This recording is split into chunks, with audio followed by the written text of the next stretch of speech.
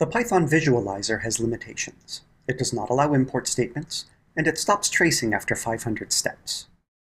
Idle comes with a debugger, which is a tool much like the visualizer, but without the pretty pictures.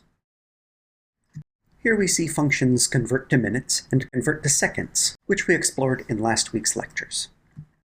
To run this in Idle's debugger, we're going to make sure that the Python shell window is on top, and then select Debug, Debugger. This opens a window called Debug Control.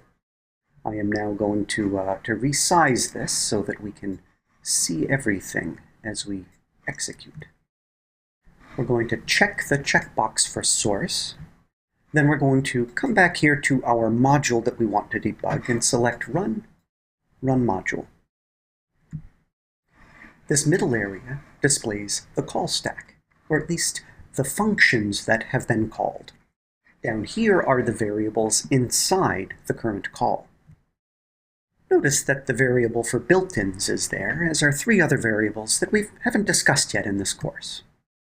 Step is like forward in the visualizer.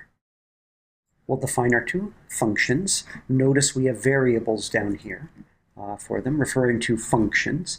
This right there, that's a memory address. You'll notice it has letters in it. That's because it's base 16, which uses in a lot of programming the numbers 0 through 9, plus the letters A, B, C, D, E, and F, for a total of 16 characters. Over here, we see there's a gray highlight on the current line, and line 20 happens to be that line, so we're told here which line is being executed. When we step, we're going to do the function call to convert to seconds.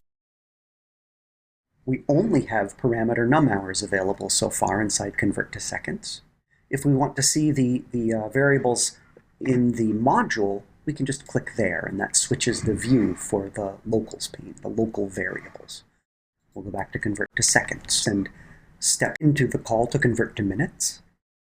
We now have 3 items on the call stack involved in our program. Let's step one more line to define our variable minutes. Minutes is now 120. Just to check, we're going to go back to the frame for convert to seconds and notice that it only has one variable num hours. The reason is we haven't finished this call to convert to minutes, and so this variable minutes has not yet been created. I'm going to switch the view back to the top frame, and when I step, it's actually just going to execute the return statement all at once, including popping the frame from the stack. We don't get to see the return value before the return happens.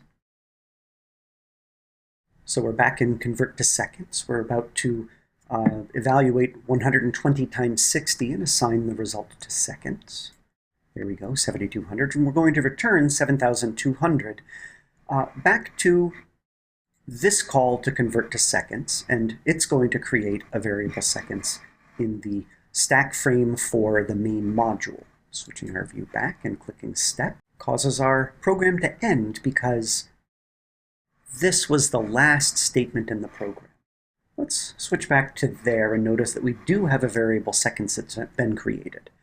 So it's a little confusing at the end of a program because if I'm on a return statement, and that return statement is inside a function that is on the last instruction that gets executed, the program will end, and this stack frame won't be removed because the debugger doesn't update at the end of a program once the program is done.